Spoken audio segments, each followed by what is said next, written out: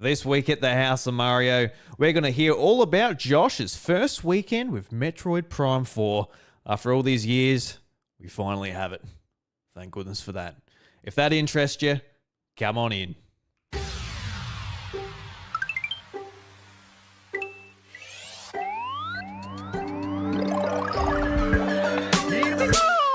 G'day everybody and welcome to the House of Mario, the South Australian Nintendo podcast that is backed by a 120 Power Star rating. I'm your host Drew Agnew and the doors to episode 341 are open. Josh is very excited this week as we finally have Metroid Prime 4 in our hands. Very cool stuff and very much looking forward to talking to him all about it. Josh, or JT if you like, how you going, mate? Hey, doing much better now. Hello, everyone listening. Man, I can't believe it's actually here. Like you said, 8.5 years. Finally had it in my hands. I've actually been playing it the last few days. Like I poured probably 10 hours into it already. I have many thoughts. I have many feelings. Ready to share them all here on the show and to the listeners. Yeah, excellent stuff. Now, I did save this until we actually started recording. Obviously you had a big weekend. With multiple things, including Metroid, but you did a half marathon as well. I want to know how that went, Josh. I've been thinking about you over the last couple of days. But how'd you go? Yeah, massive weekend for me. Because I've had Friday and Monday off work because of everything. So I wanted to play Metroid Friday, and then today I wanted to recover from the half marathon, and it went really well. I have been training for this for a couple of months now, with my brother Nick. We've been doing long runs every Sunday for the last 2 months, and then yesterday was the actual race in Victor Harbour, which is an hour's drive south of Adelaide. Got up at 5 a.m. in the morning. Michaela did the 10K as well, so she came along. Then one of her friends from Sydney came down too, so a whole bunch of us came down and actually did our runs. We all got PBs. I managed to get sub 85 minutes, which is pretty much around I think I just got under 4 minutes per K average pace. I'm really happy with that. That's was my goal, my A goal, I suppose. And I was able to do it. So very flat course, not a lot of elevation. So that really is helpful. And then a little bit of wind, but not too much. So it's just in one direction at a certain angle, it kind of get in your way. But I didn't get it for the last 5Ks, turned around, had that tailwind and was able to charge home and do some negative splits and get the time I wanted. So I'm feeling pretty good about it. And, all that work paid off. So I'm pretty chuffed. Michaela got a PB, Nick, my brother, and then his partner got PBs as well. They did the half marathon pace, the course, and then Michaela and her other friend did the 10. All went pretty well. So we're all pretty chuffed and feeling accomplished. Then we went to Port Elliot Bakery, which for those who know is probably the best bakery in SA, award winning. I think it's won national awards for how good their pies and donuts are. And then I just always get the donut and the pie of the month there. And it was a pulled pork and jalapeno pie, pie of the month. And then it was amazing. And then the donut was it was huge. It was a Dubai chocolate, so dark chocolate with pistachio creme and some sort of nut thing. And I demolished both of those. They're huge things, and I demolished them straight after the race because what else do you do after running a half marathon other than eat a whole bunch of food afterwards? So I had a really good time. Legs are a little sore now, but not as sore as I thought they'd be. So pretty good overall. Awesome. Yeah, no, well done. I was curious about how your recovery's going, but yeah, sounds like you're pretty good. Very fit boy. Man, so I've done this half 3 times now. And the first time I did it in just under 2 hours. And I hit the wall at 16, 17K, and it felt like the hardest thing ever. It was a really hot day too, so that didn't help. And then last year I did it again and I got 98 minutes, and then this year I got 85. So I'm just slowly getting better. So would love to do sub 80 next time. I think it's getting hard now. It's I have to really train a lot more to get to the those improvements. Yeah, I'm having fun, so I think I'll keep going while I can. Nice. Yeah, I would love to do a half marathon. I reckon that'd be awesome. I just need to actually train for it. Or maybe I just do it off. Maybe I just like absolutely kill my body and attempt it. I'll get Just do it. Yeah, just do just it. people do it in Crocs. I saw there was a guy running on the weekend barefoot, Mm, bare bloody feet, doing a half marathon I wonder what the thought is on the there. 10. Just On the try, 10.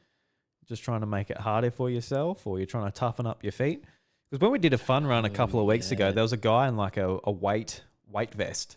So he's obviously training for something else Yeah. like as well. So it's like Okay. yeah, people will have like their own little objectives they're trying to accomplish while they're doing it. Oh, for sure. So yeah, somebody's like trying For to sure. toughen up their feet, or maybe they're doing like a hot lava challenge, so they just need like real good calluses on their heels or something like that.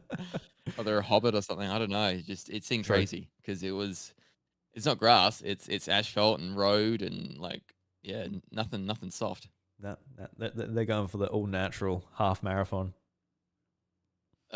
Crazy, crazy. But yeah, do a half through. Do a rope run maybe sometime. That's not too far away from where you live Yeah, yeah, in Feb. yeah. I'm going Do to a be half doing that through. one, whether I transfer it or not. Because what's the distances? It's like, is it? I think it's like a 5, a 14, or the half, or a marathon. Yeah, because I was obviously looking at the smaller ones. The distance between a 5K and a 14K pretty drastic. So I'm like, I don't really. I would like to do a longer one, but 14 sounds like a lot. But Yeah. If you do the 14 miles, we'll do the half. yeah, that's right. May as well just do the full 21. That's right. Mickey's done the 14. So Yeah. if that, yeah. I probably will. I probably She's will do the easing away 14 from a half. because doing the fun run the other day, I feel like my cardio's okay just from what I do for work, but it's just like my knees and like all my joints and that they're not used to running. Yeah. So that's what hasn't Yeah. trained Yeah. for it, rather than like yeah my heart rate and all that stuff. But yeah, no, it'll be good. It'll be good. You can do it. Definitely. Hell yeah. Yeah. I've got to earn my donut at the end of it because they're at Robe. They got some pretty good food there. They got a good burrito place, all that type of Ooh, stuff. Yeah, nice.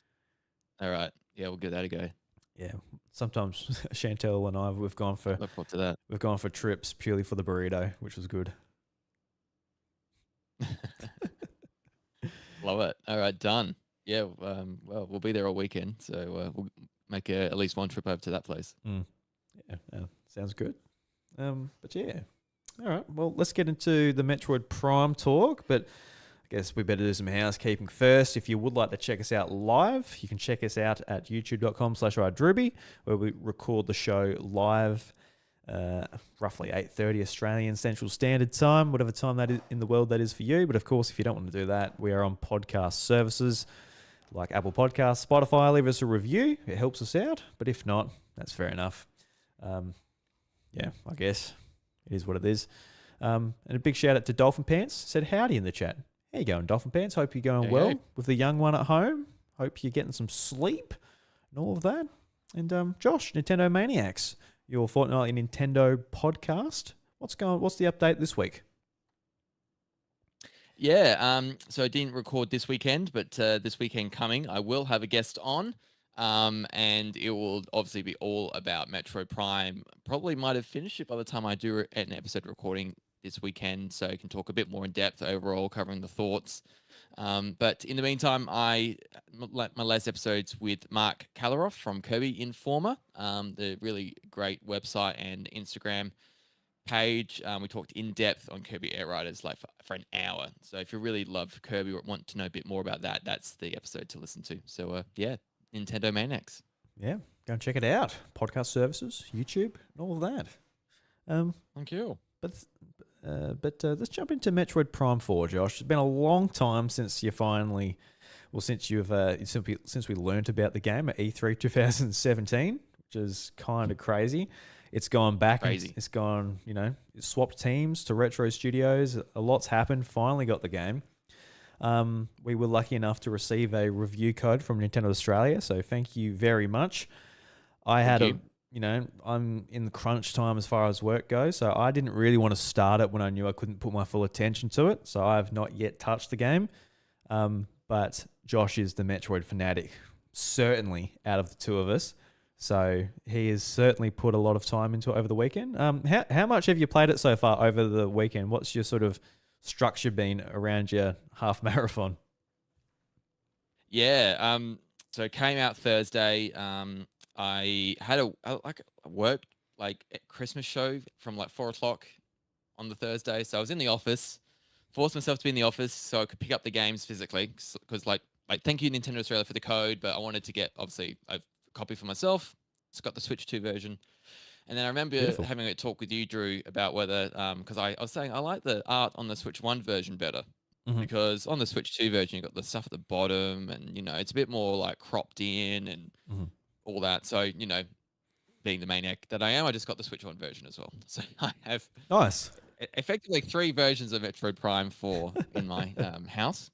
And that is how much I love Metroid. But yeah, managed to play a couple hour chunks every day for like Thursday, Friday, Saturday, Sunday, and Monday. And then I'm over 10 hours in. So Oh, I played a decent amount of the game. And yeah, like this is like I was a little like because I saw the Metacritic scores and I saw like they're at 80 now, and I'm like, oh man, this is like I knew it wouldn't be as high as the others. And so we had that chat last week, I believe, that they were going to be. On my show with Mark Caleroff. It was like I was expecting it to be probably the mid 80s, and I kind of knew that it wouldn't get to the highs, but then it's actually at 80, and so I was like, oh man, is this going to be a little bit off? But just playing it, I just kind of been so surprised and like um really really amazed by like how beautiful it is, how much they've like sort of taken that really tried and tested formula of Metroidvanias and just really refined it and sort of given it that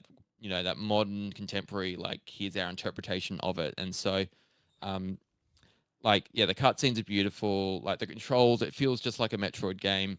um Really enjoying the exploration aspects of it, and yeah, like this is a really great game, and I think having a great time playing through it. Like there's yeah, I'm still like really interested to know what's going on. There's some really great lore that you can sort of dig your teeth into the more that you like want to look into it. Um, there's stuff about the bike. They kind of explain it a bit more why the bike's there, why Viola is there for a reason, and the different errors with the Le Mans and so forth. And yeah, I'm really getting a real good kick out of it. So um, oh, I'm just loving it. I'm just yeah choosing to ignore what the reviewers, the critics thought, because to me it deserves so much more. mm. Oh, that's great that you're really enjoying the game. Thank God, because if I came here and you're like, oh, Drew, it's not what I wanted. Oh, that's a bummer. God damn. But yeah, I mean, yeah, 100%. We've waited a long time for it, so and that was the other thing. Just like, yeah, I just hope it's good because I didn't want to be like, yeah, you kind of like for those with like Silk Song, this is like my version of that, and a lot of others for Nintendo fans is like, yeah, we've been waiting for this game for a long time. We've known about it for a long time as well, and Nintendo doesn't do that usually. They don't announce games so far ahead if it's typically not a Zelda game. So this was the exception, and I know Nintendo will never do that again when it comes to the genre, the series. They made a lot of mistakes with this game. First and foremost, getting not retro to start off with the development, and yeah, obviously switching back to them, but also um, even the marketing of late. Like I really want to know one day what went down, the behind the scenes of retro, because they fully revealed this game in June 2024, and then we get it December 2025. That was such a long wait, effectively, because I honestly, yeah, there's things behind the scenes I feel happened for I reckon it was delayed in some certain aspect, and so um, but yeah, it's been great, and I'm not going to say worth the wait because I don't think you should ever have to wait, 18 years between entries, between corruption, and 8.5 between announcement to release. But definitely, yeah, a great game that definitely deserves deserves the praise and the love that it's mostly is getting from the fans. yeah, and like I think a lot of the criticism comes largely from what people feared was from what I can gather, just people aren't too hot on the companions and the sort of desert area with the quest of collecting like the gems. That seems to be a bit of a, I guess, a damper on the game for some people. How are you finding like the companions in the game? Because typically Metroid fans they just want to be left alone. so, Yeah, so that's how right. are you And finding that? yeah, I think it was overblown the previews. And I think this is another failure of Nintendo in their marketing because they would have had people playing the game, and when they would have got questioned about Miles McKenzie and how annoying his character can be, and I do admit like I can see how people can find him jarring.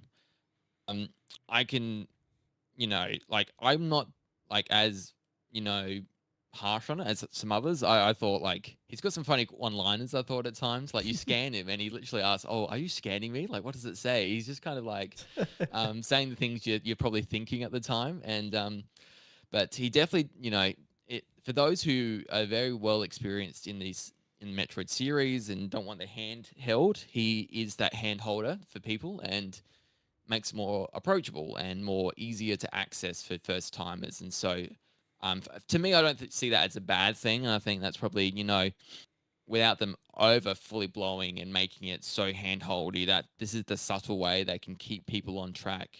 Because there is my playthrough. There's a lot of like zigzagging. I'm going to different areas all of the time now because I need one thing here, then I need to go back here to do this, and the back and forth of it all. And so it's not at first it's quite linear, but then it gets a little bit not so much later on. And so there's times Mm. when you definitely, I think first timers would appreciate Mackenzie there.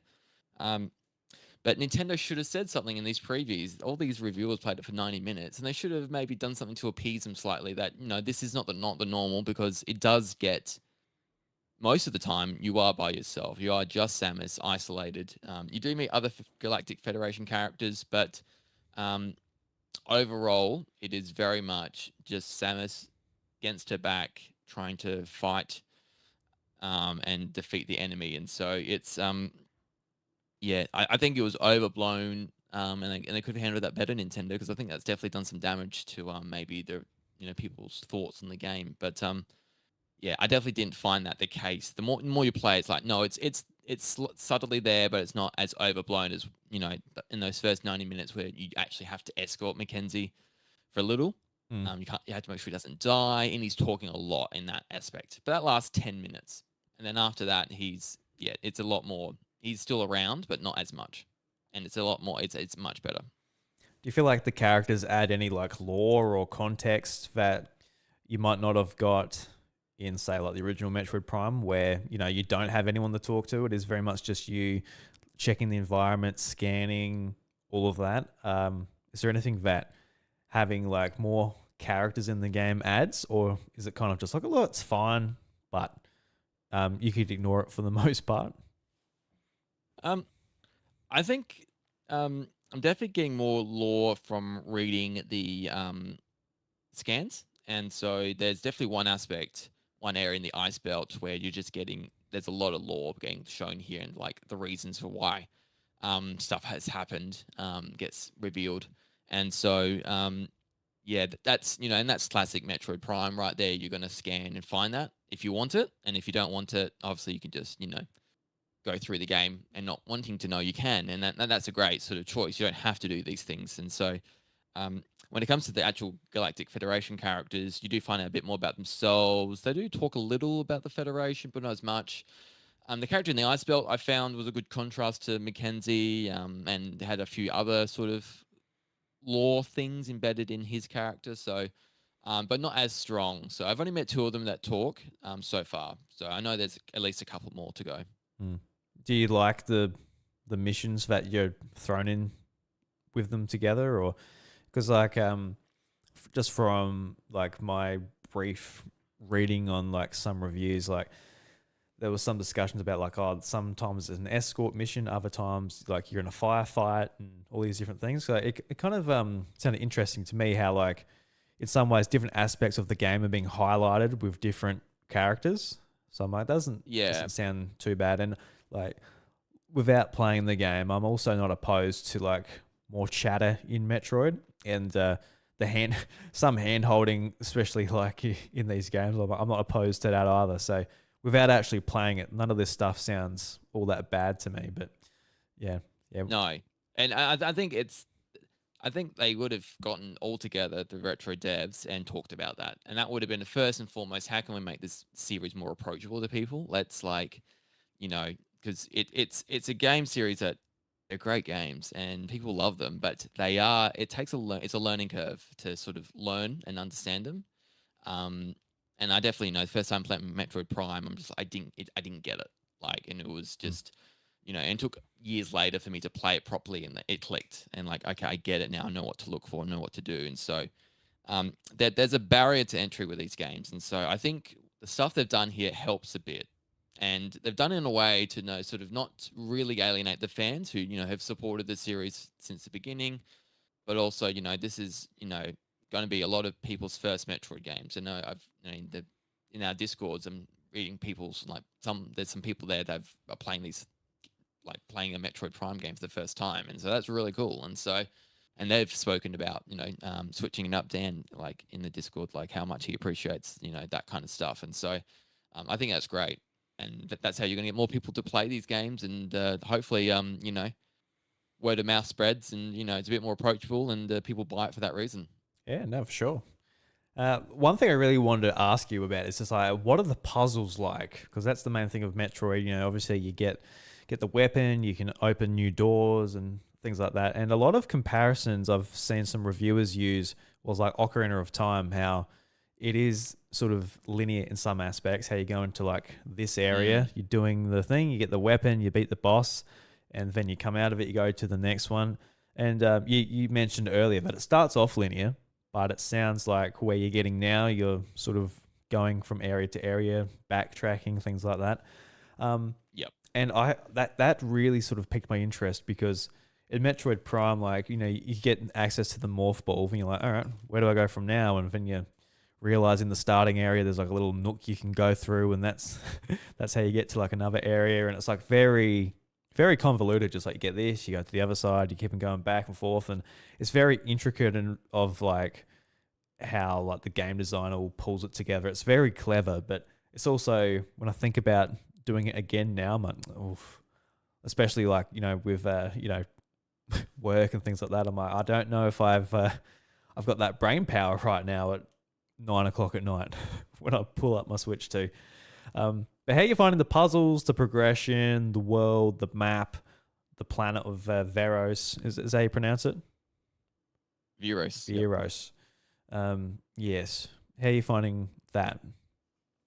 Um, I found it easier than other Prime games so far. So I'm just wondering if it's me having knowing what the games are going to be like, and I know what to look for. So I found it like I've only been stuck a couple of times, and so um, but and those other times, like I just had to think about it a bit more. I just looked around and, oh, yep, this is what I need to do. And so, um, firstly, the psychic abilities. There's a few cool things that they've changed with that. You would have seen it in the trailers. The psychic beam that where you shoot it and times pauses pretty much, or goes a lot slower, and you can move the beam and it can hit multiple targets at once. And so, I think that's a real big change in terms of the puzzles, because a lot of the things, the new ones anyway, do rely on that, and that's a cool new thing to make you think a bit more about what you need to do to progress. And so, um, there was one boss battle. I won't mention who, but I didn't know how to like. They did a certain move, and I'm like, I'm not sure how to progress this, and so I had to look it up online. I'm like, oh, that's so weird. I don't know how that would be the reason I could defeat them. Mm. But that was a reason. So that's fine. I thought I tried everything, but I didn't try that. And so um, yeah, there's um, the worlds. I'm really like, there's certain areas like I'm really loving, like Vault Forge. I just loved that entire world, like because that's where you get a bit more Viola lore and Viola, and why that's the bikes are a thing. Vault Forge, like a really cool aesthetic, really cool world, and just the different things you're doing. It's it's really weird because in a way, like Metroid Prime's original maps are very complex because you've got certain elevators go to certain other worlds.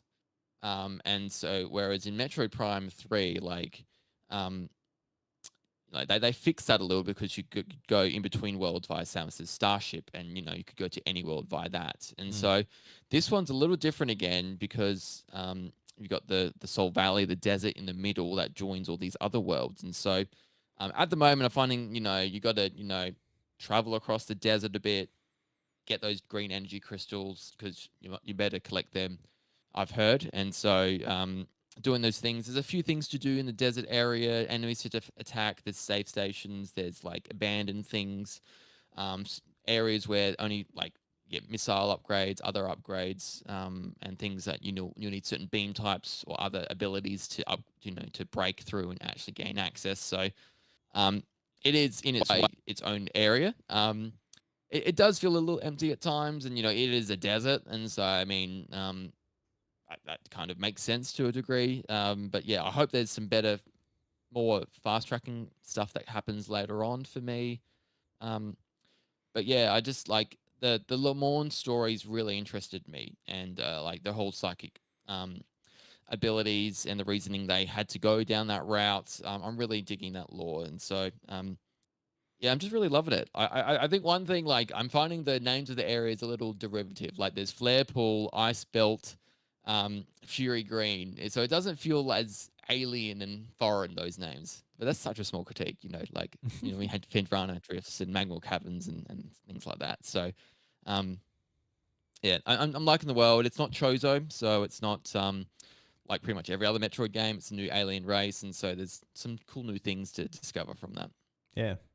Like with what I mentioned with the I guess comparisons to like a Zelda game, like an old school Zelda game like Ocarina of Time, would you sort of agree with that? Like, do you agree with that analogy in some ways? That like it is go to an area, do it, and you complete it, or is it a little bit more to it than that? Effectively, yeah, you're in that area and you do pretty much all you can. Um, but you will have to backtrack because there's definitely things that you see. Okay, I don't have that upgrade yet, and so you're gonna have to go Mm. back there at some stage and do it. Um, yeah, but like there was a certain moment where like I was only at one spot for a little bit of time, and I went back, and then it was used. I needed it to do something else. I'm like, oh, did I do this the right way? Because I deliberately was only at this spot for a short amount of time and went back, and now I'm in a different area. So I really want to know later on, like, how, like, is there a certain way, like, because after the very linear bit, is there a certain way you're meant to do certain things, or is it really as open as I'm thinking it is? And so, um, yeah, I want to know about that. I want to know, are people sequence breaking this game yet? I haven't really looked online. Mm. Like, are they like doing things in a different order? I hope there's some cool things that people have, or will discover at least about the game. Yeah, yeah. I'm sure there's going to be people just breaking it and doing all sorts of stuff. It'll Hope so. be Yeah, interesting I to want to know. watch. Yeah, Yeah, I'll yeah, definitely. watch a speed run, and I'll try and pull it off too. No, don't think I will. I think you'd hate that. Yeah, I think I would. Are you going Yeah. to jump straight back into it? You reckon when you I guess unlock your hard mode? You reckon that'll be something you'll want to do? Um, Potentially, yeah. Yeah, because that's obviously you get that after you're finishing normal mode. Be keen to sort of to do like a bit of a speedier run through and maybe try some different routes for sure. Yeah, I've definitely enjoyed it enough to me want to do that for sure. Because I was sort of thinking to myself, do I play in normal or do I go easy? I'm like, nah, I've got to do normal. I want to unlock hard mode, not because I want to play hard mode. I just want to unlock it, so it's there, so I can play it for an hour and nope You can out of do it. normal. I think you can do normal. Yeah, Yeah. yeah, yeah. I don't think the combat's not really the issue in the Prime games. It's just like, where do I go? No, That's the main thing. that is mainly still the case for Yeah. sure. I mean, you mentioned the desert, but how are you finding the bike and navigating it? And there's like sort of Zelda shrine esque things in there too. Like, Yeah, there are. Yeah, yeah, and they're the bike controls really well. Easier to move around. You need, like, you can boost at certain times, it charges up, and then you can do a whole cool, like, side attack thing that can destroy extra enemies and crystals and things like that. So um there's always something around if you look for it. It is big. The actual desert is huge, and so there's a lot to sort of go around and explore. So to me, that was a big surprising aspect, actually, just how big the area was, Mm.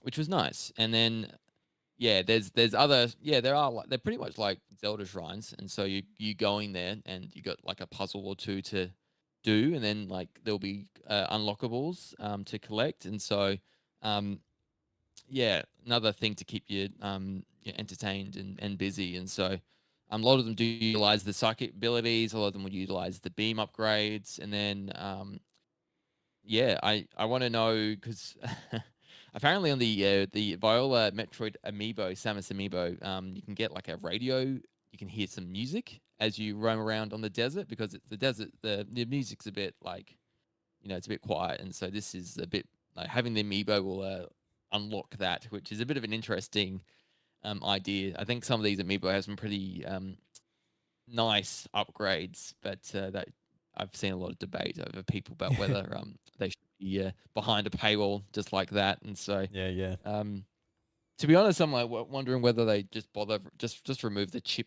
the NFC chip out of them, and just make them figurines at this point because you can't really please everyone when it comes to this kind of stuff.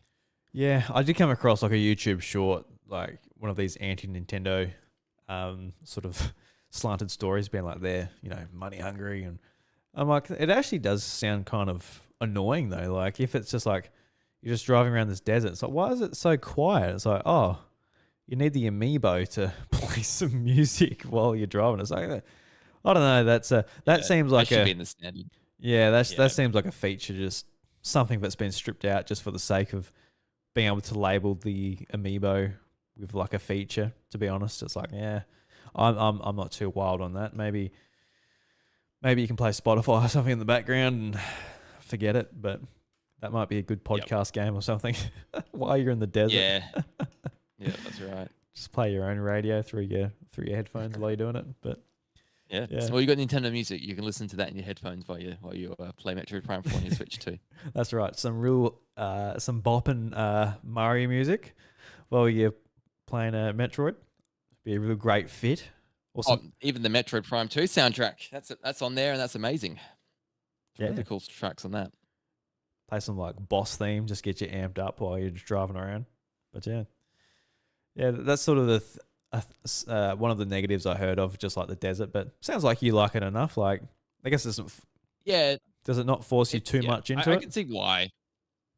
I mean, you have to go through it, and so I can see why people don't like it. And it's the most un-Metroidy part of the game. I hope there's some more like, there's some quick travel stuff that happens sooner rather than later. The map shows you where you've been and areas you haven't discovered. So there's a bit of like, I want to like, as I'm going back and forth, I'm going to take a slightly different, like longer route so I can like venture into this area for a bit and discover some things. And so there's a bit of like, you're trying to like two birds, one stone as you go between points and discover things and get those upgradables because it's definitely worth your time going through there and discovering it all.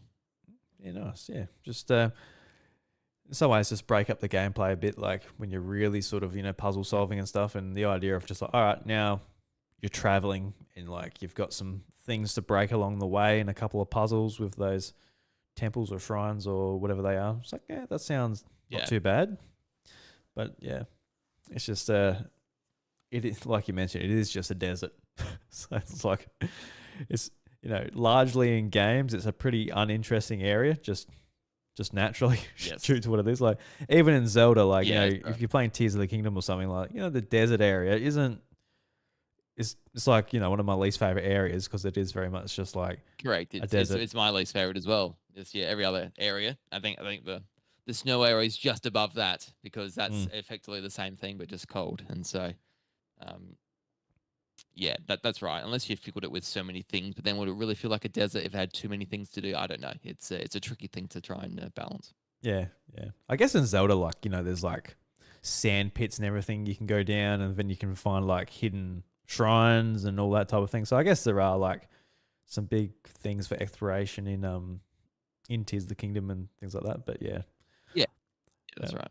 There's always a concern of people have said about Breath of the Wild and things, just like man, it's just it's just nothing in the world. I'm like, really? Like, I don't know. There's a lot there. It's just like there might not be a lot in like a 100-meter radius, for example, because it is just a field. But I kind of like that. I kind of like that it is a field, but there's an enemy there and a shrine there. Like there are things to do. It's just it is what it is. Like it's not like a city. It's not like Yeah. Grand Theft Auto where you got a street block and there's stuff going on everywhere. It's it's very different. So yeah, it might be the same with that desert area, but um, but yeah. Mm. All right. Where else should we? Anything else you'd like to touch on the game? What haven't we covered so far? Um, so the controls. So Hmm. I've um so the Switch 2 experience in Melbourne, I tried out mouse controls. I'm like, yeah, that's pretty good. Like, yep, they feel pretty responsive. And then getting the game in my hands, just started off with the Pro controller. I'm like, oh, yep, really great, really good. And thought, oh, I need to actually try out the mouse controls properly. And so, um, firstly, I pre-ordered at EB Games, and they gave me this massive Oh, desk dude, mat thing. Have you seen this? I have. Yeah, I'm Look at very this. jealous of everybody who've got that mouse pad because I've got like a. Absolutely huge. I could use one to be honest. I got a Persona 5 one, but I would like to swap it out for something else. It's very nice. Yes. Yeah, so it's very nice. That will stay on my desk for ages. And um, so I tried the mouse controls. It works fine. It just the buttons didn't feel right to me, and I'm just like, I'm just not a PC gamer, Drew. I just like no, like I'm just trying. No, it feels odd. It feels weird now. Pressing, shooting. It lasted 5 minutes. I'm like, I'm trying to do this. Like, no, it just isn't broken. The Pro controller for me, it works perfectly. Um, so that's what I've gone with. You can detach the Joy Cons, and they, effectively can be like the Wii Motion, with the gyro in those. And so, haven't tried that yet, and it won't be as good, but I've heard it's all right. So, you do have those options there at least, if you like those different play styles. But man, like the Switch 2 Pro controller, it's the best controller out there when it comes to gaming, in my opinion. So, yeah, that's what I've been sticking with. Yeah, no, fair enough. I don't see myself using mouse controls. I think it's neat. I think it's cool that it's there, but yeah, I can't see myself just not using the sticks. Yeah, Yep. I'm not much of a PC mouse player either. But it's also one of those games. So like, it is technically a first person shooter, but it's got like Z targeting and things like that. It's not really designed to be like you got a sniper rifle and like you just got that real precise aim. You're trying to get on somebody's Yeah, head that's like right. on a distance. Correct. It is very much just like on a boss battle, you can Z target and you're running around with the left stick, but you're not really like you don't have to be too accurate. Like there are like glowing spots and things on bosses, but yeah, it's not like I need the mouse to really aim up. So who knows? No, no, that's right. You might be doing it with Call of Duty or I don't know, whatever first person shooter comes to Switch 2 first. You might be an esports player in some first person shooter in the years to come, but not today. Not today. I reckon the gyro controls though, like since Splatoon 3, I've really like enjoyed a little bit of like gyro controls just for correcting your aim, like partnered with Yeah, the stick. definitely. Yeah, just a little assist, and yeah, yeah. In those moments, it's really good. But yeah, for Metroid, it's I just not really needed, in my opinion. Yeah, yeah, yeah. Um, yeah. All right. So I guess talking about the future, are we going to get a trilogy of these games? Is Nintendo going to keep interested in the series, or is this is what Metroid fans like you are going to get? Man, I mean, yeah, Yeah, big that's a question. great question. I mean, I want to finish it first. Like, is there a cliffhanger? I don't know. Mm. I've been clear of spoilers. I've steered clear of them. So, I don't even know what's going to happen at the end. I'd like to think that Nintendo wants to, have, like with Mario, like with Zelda, continue the whole like their 3D and their 2D outings to their main IPs, and so I like to think that Metroid's part of that as well. Because I do think there's definitely a place for 2D and 3D Metroid, like there is with the Zelda and Mario. Um, we just can't have another 8.5 year wait between the next game, can we? And um, I'd like to think Retro Studios have got a different team of people, and they'd probably be keen to go around again, make that next game, and just iterate again. Maybe they've got some really great ideas they want to build upon, and let's get another two games. Let's get another trilogy. I think that'd be really great to see because this is effectively a new story, um, and doesn't follow the first three, so you don't need to play those. And yeah, I'd love that to happen because Retro have done a really great job here. It's um, yeah, it's very faithful to those fans who played the games in the past, with some really like a couple of minor quality of life things to make it more approachable these days. They haven't turned the formula on its head, like from Skyward Sword to Breath of the Wild. Nothing like that's really happened. Or even what effectively even Odyssey, what Odyssey brought to the Mario games in terms of um, just how open and collectible that game is compared to the others. And so yeah, I'm sure they can build on it more. And I know they've got if they had another go at this is a really great game. Don't get me wrong, I'm not down on it or anything, but I know they could do something truly like phenomenal again. That sort of really revolutionizes the series, because we haven't got that, and I don't know what that looks like. And then, do I even want it saying it? Because I'm so happy with what I've gotten here. Like this is such a great game, and like the visuals are absolutely amazing. Like I haven't even touched on that. Like I'm looking at Fury Green sometimes, and like the whole great tree in the distance, and some of the other like visuals in the distant distance there. And this is probably the most beautiful. I said this to Copier Riders, but this Metroid Prime 4 Beyond might be might take the cake over Kirby Air Riders. There's some stunning visuals here. And I'm playing in quality mode, and so I'm playing at 4K visuals with the 60 frames per second. I saw some comparisons against performance mode where that's 1080, and then they've got the 120 frames. I don't know. I just don't think I'm not moving around fast enough to sort of take all that in. I feel most of the time I'm kind of a bit more, take my time, explore, do the scanning. And so I think that's where the quality mode is going to really like be the best way for me to enjoy the game, and I've found that so far. But yeah, like it's phenomenal. I'm really happy. Like it's been a really great weekend to sort of having the time. I've done a lot this weekend, but sort of getting those moments to sort of sit down and just dedicate a couple of hours to it in chunks has been really good. Yeah, no, great.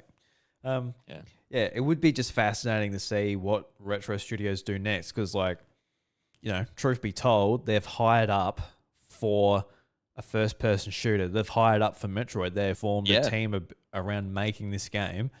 So it's kind of like what happened to them years ago, where they lost a lot of their first-person talent that made Metroid Yep. Prime 3, and they lost a lot of those people to like 343 studios.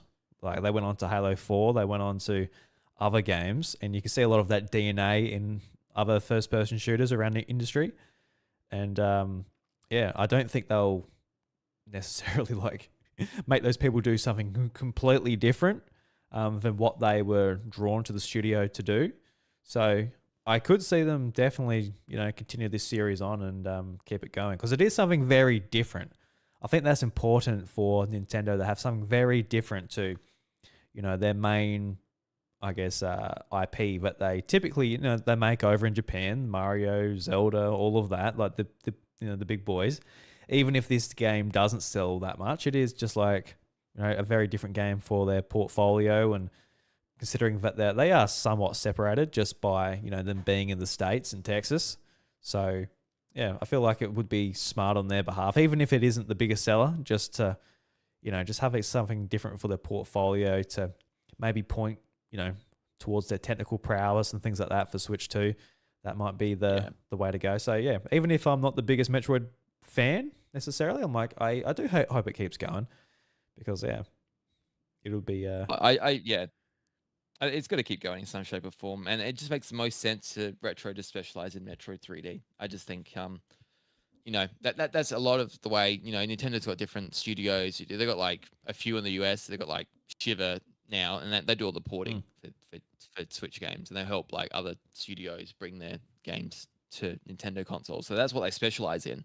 And so like I just think that it makes sense for them to stick with Metroid. And yeah, like you said, the skill set of what they have, those people they've hired, they know those first person games, and so just makes sense to do that. I think I'd love DK 2D DK to be a thing too as well, and so um, yeah, how you manage all that. We haven't had a new one from Retro, for years, and I just like to see them to be on a bit more of a structured, recurring, development schedule of games and getting them released and pumped out because they've had a bit of a, this is their outside of Metroid Prime Remastered. Before this, their first other new game was Donkey Kong Tropical Freeze, wasn't it, back in 2014? So very Such a long long time time, yeah. between games, and they're working on stuff, and we've seen theories and some things get confirmed, but nothing got released, and so yeah, it would make sense. I'd love to see this, in 5 years from now, we get the next one. Yeah, for sure. Like even if it's a quicker turnaround, because they've got like all these years they spent developing the tech and everything. It'd be cool just to have a turnaround. Yeah, And you could see like this project was just literally restarted, and the hiring and everything had to happen in this time. Like them to be a like have formed a team and start from fresh all together and not have all the baggage from before. It'll be very exciting to see what like a Metroid Prime 5 could be. Just like whether they get a bit more bold with their ideas. You could compare it to like I've heard comparisons to like I guess Star Wars episode, what was it, 7? Where it's just like, look, it's Metroid Prime and it's told like a bit differently and all this, but it is still like Metroid Prime.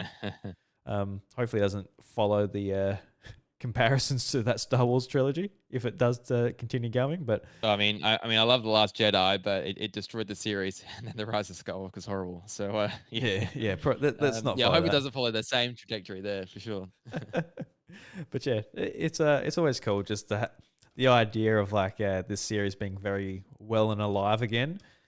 Yeah, just really quite exciting as a Nintendo fan and somebody who plays on Switch too. There's plenty of different things to play, including like Metroid. Because when I played Remastered, I'm like, this is a very different feeling Nintendo game, and like even like obviously I'm very familiar with Metroid, but not until I actually like really played Prime.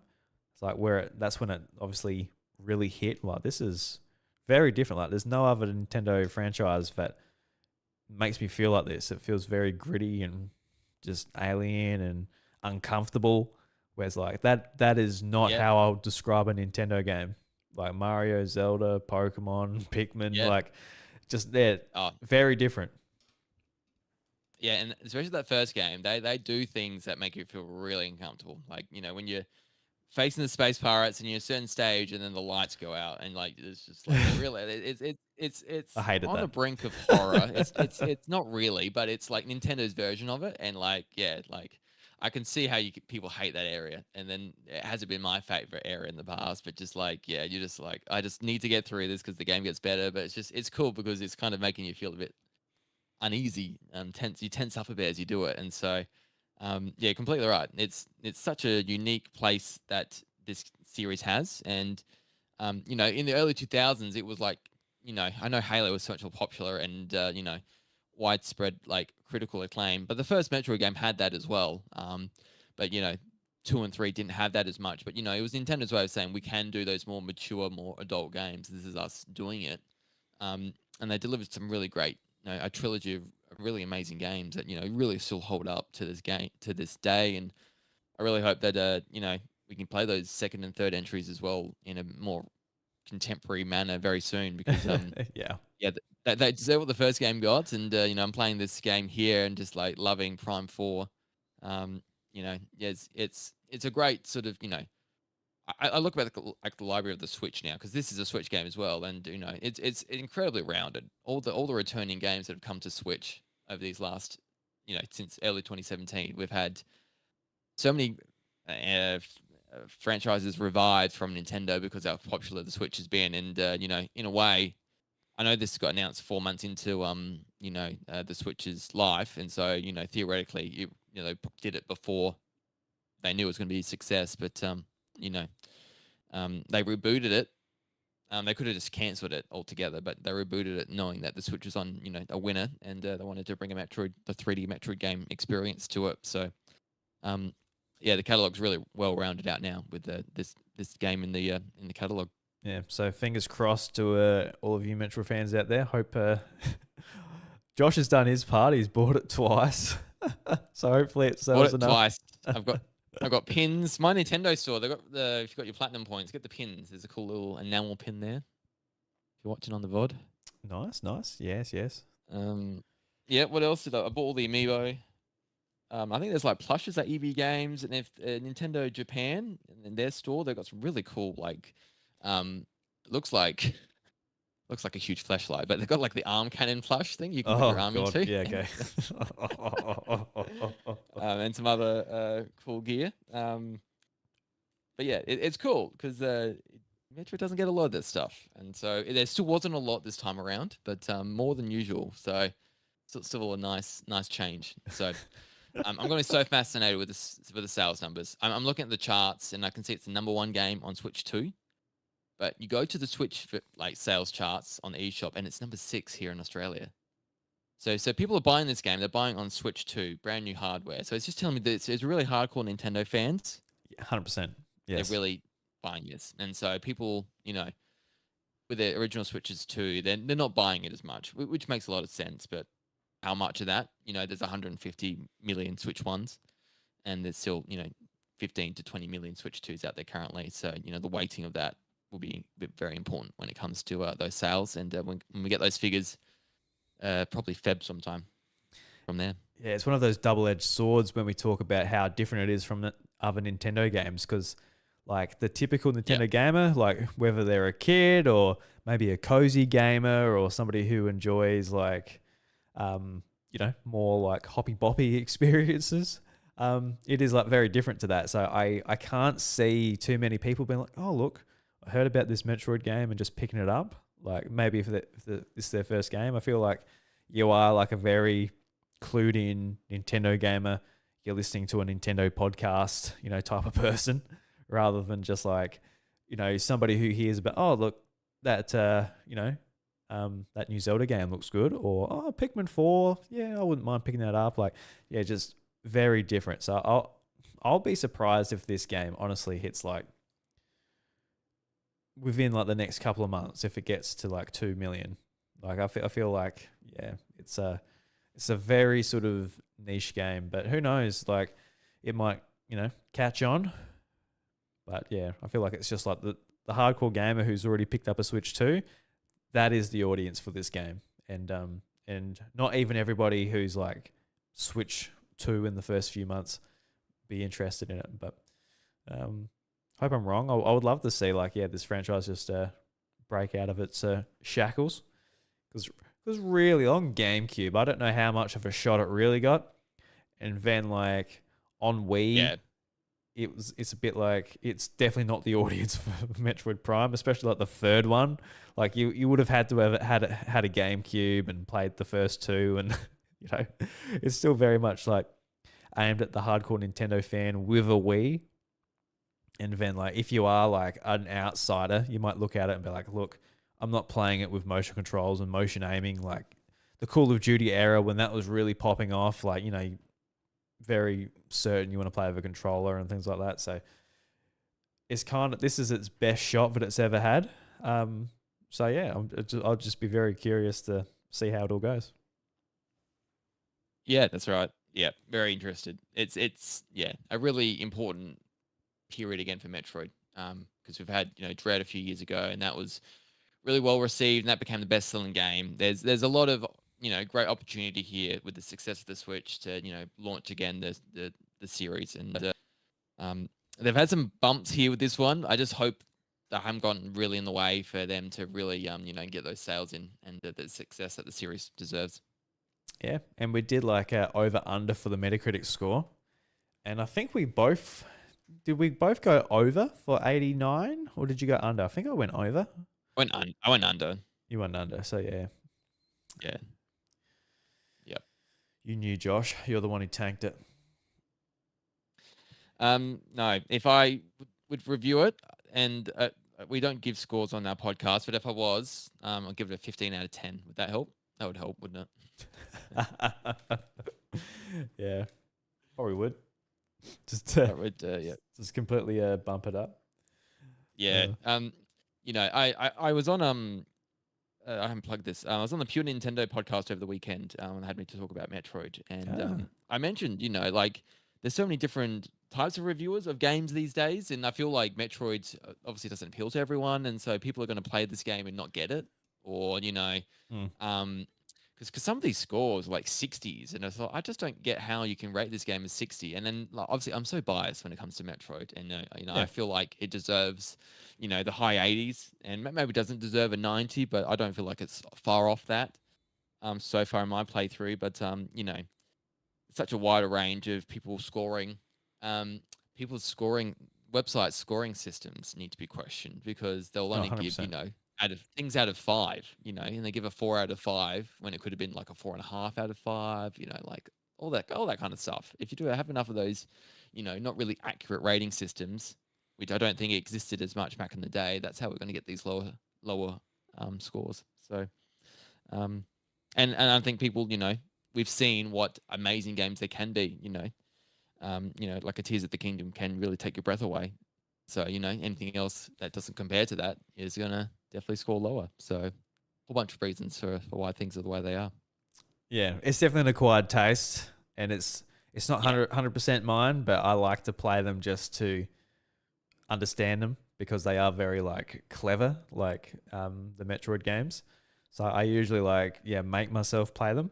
They're not necessarily the thing I would play just to relax after a day's work or something like that. And that's why I've decided not to jump into it myself, because I want to give it like my full attention, rather than just like at the moment where I'm quite happy just to go to bed at 7:30 when the kids are in bed. I'm not in the headspace for it. So yeah, I could definitely see why I can see why some reviews give it that, but also maybe if it's like really not what you enjoy, maybe give it to another reviewer or something. Because like, even if I was stuck and frustrated by it, it's like, do I give it a 60 because of that? Like, and obviously I haven't read those reviews. Maybe they hate the desert. Maybe the characters suck. Maybe maybe they have reasons. I haven't played it or know what these reviewers are saying. But yeah, if it I can see why it might be divisive in those ways. But Yeah, that's right. yeah. All right. Well, that was great having your thoughts. I like the episodes where you do a lot of talking, because like there's some episodes where I do a lot of talking. I remember back to like the Horror Warriors episode. I was just talking your fucking ear off, Josh. So I hadn't played it. Yeah, no, happy to return the favor. And we seem to do pretty well. I feel we can cover each other's gaming holes, so to speak. Yeah. At certain stages. Oh, dude, I love to cover your gaming hole. Don't worry about that, mate. I'm here to I'm here to cover it up, mate. It's gaping. Don't worry about that. Cover your gaping gaming hole. Actually, that's one thing. We're talking about the arm cannon looking like a big flashlight. I just imagine some like dude out there with his wife going pew pew pew. Oh dear. Oh man, very funny. Well, the crudence comes out at the end. That's all right. Correct. Correct. Assume you haven't been playing anything else, Josh. I assume 10 hours Metroid Prime and a half marathon didn't fit too much else in. Nothing else. Yeah, I didn't really want to play anything else either. Don't worry. Yeah, I haven't played anything, so I'm all good. I'm all good this week. I have my Legion Go 2 coming in Friday, I believe. I've got like all my accessories to do my little transfer. Got a 4 terabyte SSD. Got a what's it called, a USB fast one to a Flash Bazite, so Steam OS on it. It's going to be a bit of a project, but I'm looking forward to that coming in. Got it on the Black Friday sale for $500 off for the Z2 model, not the Z2 Extreme. Anybody out there who follows that stuff, you know what that means. But yeah, I'm looking forward to getting that. all that stuff. But yeah, Nice. haven't done any tinkering, haven't done any game playing. I've just been going to bed. It's crunch time, Josh. I can't wait till Christmas time. Believe me. No, like, oh, that's right. Yeah. So what are you going to play first when your device comes in? I want to play. Honestly, it's you'd think I'd play something like, oh, look, something pretty powerful because it's like a powerful handheld. But I can't. It's got like a 8.8-inch OLED screen, so I kind of want to play like some beautiful, colorful pixel art game. That's what I'm really in the mood for. So Okay. honestly, the thing I really want to play is Coffee Talk Tokyo, but that doesn't come out until March next year. I think it was meant to come out this year, but something just that's what I'm craving at the moment. Just something chill, like a visual novel or something like that. So I've got to sort of decide what that might be until Christmas time. There's a few Pokemon ROM hacks as well I want to play, but I'll probably play them on like a smaller device, not the big fucking chonker. Yes. Yep.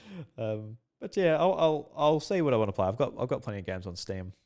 Something like I've got Dispatch still to play through, and yeah, a bunch of stuff. But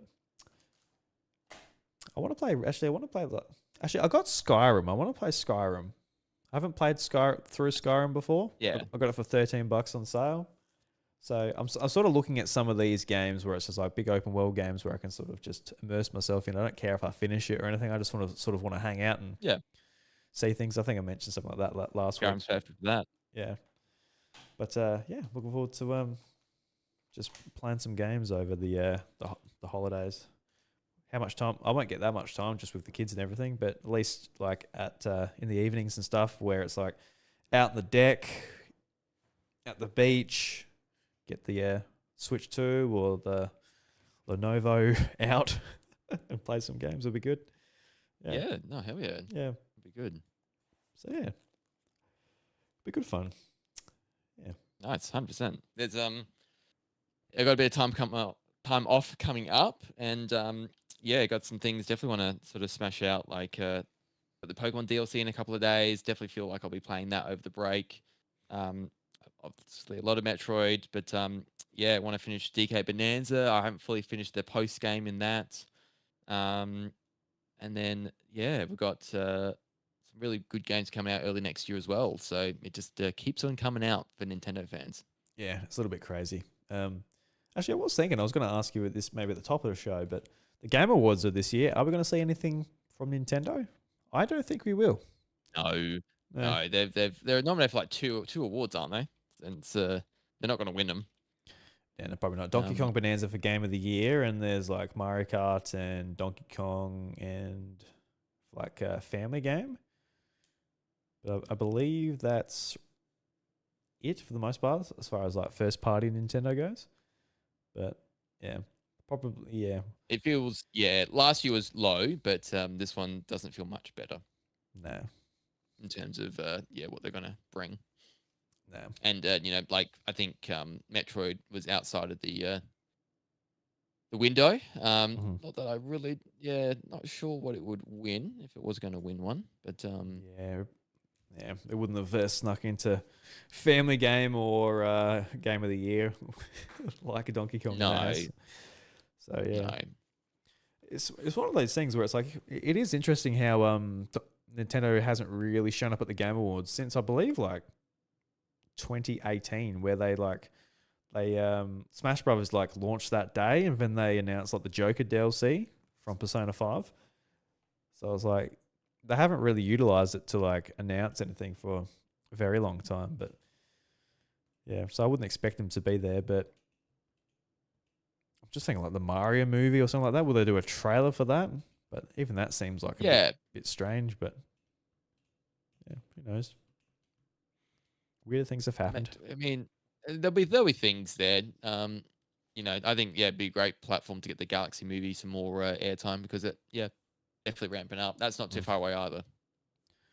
I must admit though, like all of these game series having TV shows and movies and things, it kind of frustrates me at the Game Awards how they showcase that stuff. I'm like, I'm here for the games. Can you either show games or reward games. I'm not here for movies and TV. They've got their own award shows for that, even though they are like, It ties in. yes, That's what they're yeah, doing. Yeah. I get that it's tied in, but it's like, stick to your own medium award show. Yeah. It goes on for ages too. It's almost too long, but Oh yeah, it's way too long. when is it? It's this week sometime, is it? Yeah, it is. I don't know what day. Usually it's a Thursday or something for us. I might listen to it while I'm sharing. Usually I put it on. It's typically been a Friday, I remember. So probably this Friday, the 12th, so Thursday night for the US, maybe. Yeah, well, that would have been a good thing for me to look up earlier, wouldn't it? But it is what it is. Well, or we do it right now, if only we're in front of a computer. It's true. Yeah, Thursday the 11th. Yep, so Friday for us, the 12th. Cool. Nice. I will be tuning in. I usually tune in at work and just listen to it like a podcast. Yeah, I do the same. Yep, I've been in the office and just had it on in the headphones, and if anything interesting comes up, I then divert my attention to it. It is funny though, just like when I'm listening to it, obviously like when Jeff Keighley's saying like, oh, look, the nominees are this, and that, and the winner is that. It's pretty obvious, but it's like, he's like, we've got a brand new trailer. Check it out. And then it's like, it's just like noises and stuff. And like someone being like, there was a time. And it's like, it's just like saying all this shit. And I've got no idea, no context for what's happening. Then it just goes to clapping. Just don't know. It's like, wow, that was great, wasn't it? It's like, yep. But usually I think so. I hope so. Maybe if I recognize it and it's something that I really want, then I'll get hyped just from the audio. But apart from that, not so much. Yeah. All right. Well, Josh, that was a lot of fun. I enjoyed talking with you tonight about Metroid Prime 4. Appreciate your knowledge, your expertise, and all of that with the franchise. And hopefully you enjoy the rest of it. And of course, people can check out Josh's thoughts on Nintendo Maniacs later. Well, not later this week, early next week. Unless you post it earlier. No. Early next week, Monday typically. Yep, too easy. Will be when it comes out. No early freebies for you guys, unfortunately. It is what it is. Well, it might. Yeah, I'm not gonna promise anything. I think that's a promise, guys. Check it out. Check it out early. Nintendo Maniacs. He said promise. Yeah. He's got his fingers crossed behind his back. It's all right. Yeah, correct. All right, let's play out this episode with Metroid Prime main theme from Nintendo Music. Let's play this out. And everybody, thank you very much for listening to episode 341 of the House of Mario. Really do appreciate you. Had a lot of fun, as I said, talking with Josh. But unfortunately, it's time to get out. The doors to the House of Mario, they're closed. We'll catch you later.